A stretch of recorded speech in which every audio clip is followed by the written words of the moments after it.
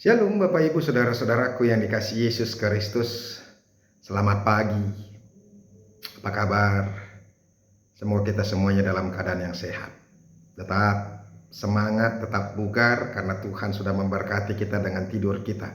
Pagi hari ini kita boleh bangun dan hari ini kita masih mau disapa oleh firman Tuhan. Dan teruslah mendengarkan firman Tuhan supaya hidup kita teratur, hidup kita benar, dan kita tidak menjadi liar. Sehingga Tuhan berkenan dan mengarunia kita dengan kasih karunia. Amin. Bapak Ibu Saudara-saudaraku, firman Tuhan yang menjadi renungan buat kita hari ini yaitu yang terambil dari Kejadian pasal yang ke-6 ayat yang ke-8.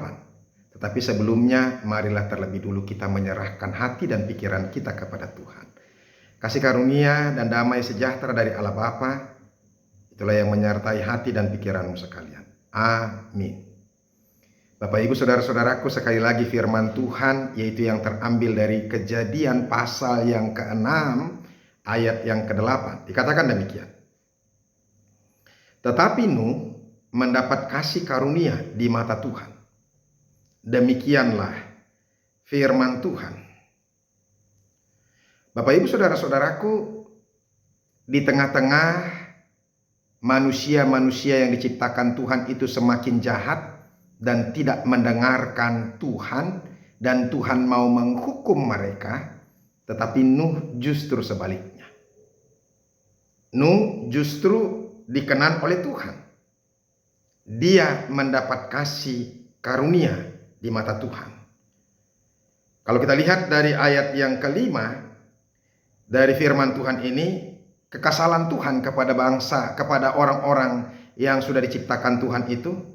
Mari kita lihat, ketika dilihat Tuhan bahwa kejahatan manusia besar di bumi dan bahwa segala kecenderungan hatinya selalu membuahkan kejahatan.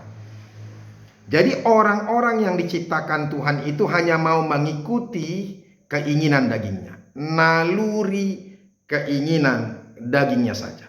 Hanya mengandalkan pikirannya saja. Apa yang mau dikehendaki itulah yang harus dia dapatkan. Bukan mengikuti Tuhan. Mereka sudah tidak mendengar Tuhan lagi. Mereka sudah tidak mau tahu dengan Tuhan lagi. Dan Tuhan kecewa. Bahkan dikatakan di sini, Tuhan menyesal telah menciptakan manusia. Makanya Tuhan bermaksud untuk apa? Menghukum dunia ini.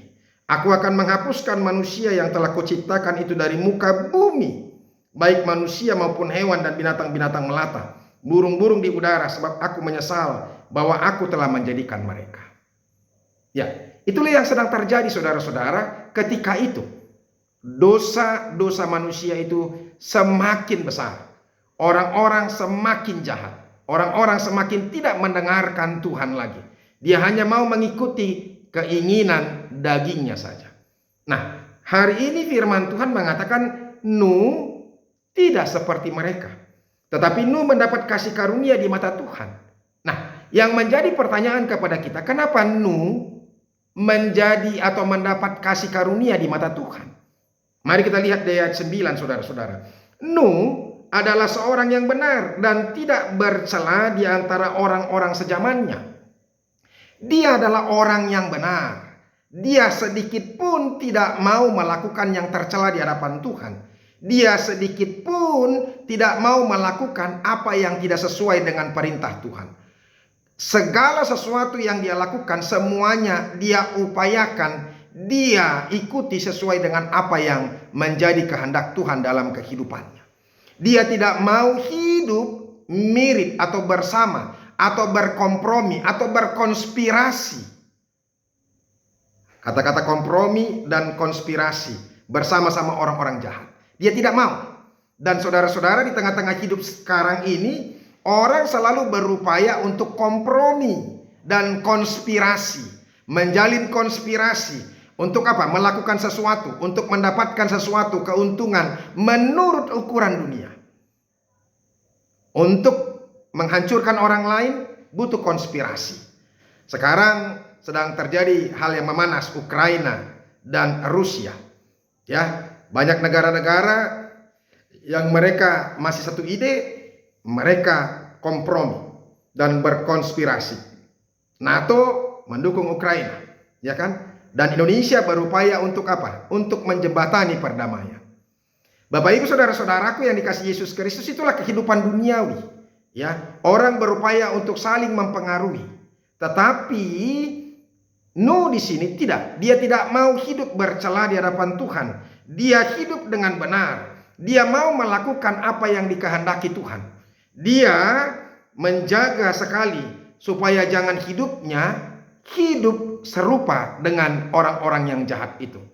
Sama seperti yang dikatakan oleh Rasul Paulus di Roma 12 ayat 2 itu. Janganlah kamu menjadi serupa dengan dunia ini.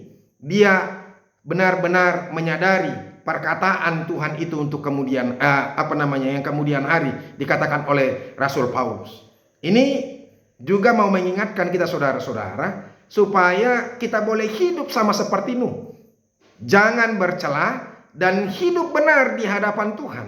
Mau melakukan apa saja yang dikehendaki oleh Tuhan, yang diperintahkan oleh Tuhan. Nuh termasuk orang yang paling taat kepada Tuhan. Sekalipun mungkin itu merupakan satu hal yang sangat susah untuk dipikirkan oleh akal manusia. Ya, di mana contohnya? Ya, ketika manusia akan dihukum dan air bah akan Tuhan lakukan, sebelumnya Tuhan memerintahkan Nuh untuk apa? Untuk membuat sebuah kapal baginya, perahu baginya. Ya, di mana? Di atas bukit. Saudara-saudara, dari pikiran manusia, logika manusia, orang membuat perahu itu tidak akan mungkin di bukit, tapi justru di dekat apa? Di dekat sungai atau di dekat apa? Pantai. Supaya apa? Ketika perahunya selesai, itu gampang perahunya itu akan dihanyutkan atau dibawa ke sungai atau ke laut itu sendiri. Tetapi justru Tuhan berkata, buatlah perahu di atas gunung, di atas bukit itu. Ini yang menarik saudara-saudara. Dan disinilah kita bisa melihat bahwa memang Nuh adalah orang yang taat 100%. Dia tidak mau menggunakan pikirannya.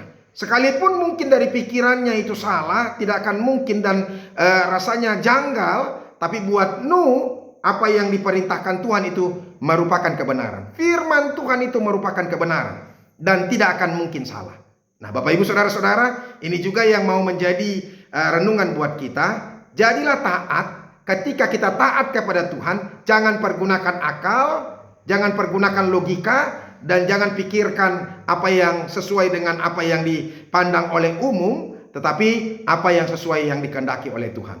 Nah, disitulah Tuhan berkenan melihat Nuh, ya kan, luar biasa. Makanya dikatakan tadi saudara-saudara, firman Tuhan ini, tetapi Nuh mendapat kasih karunia di mata Tuhan. Karena apa?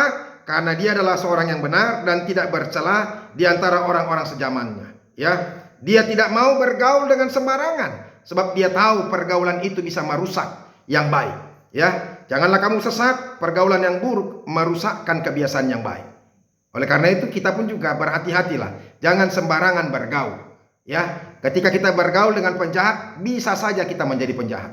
Bukan berarti kita tidak bisa bergaul dengan banyak orang. Kita harus bergaul dengan banyak orang, tetapi berhati-hatilah. Jangan sampai kebaikan kita atau hal-hal yang baik itu bisa rusak karena apa? Pergaulan-pergaulan yang sesat itu.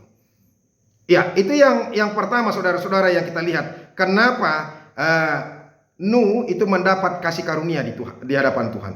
Yang kedua, dan Nuh itu hidup bergaul dengan Allah. Dia lebih mengutamakan pergaulannya dengan Tuhan daripada dengan manusia. Nah, saudara-saudara, ada banyak orang yang benar justru ditinggalkan oleh apa? Orang-orang yang banyak.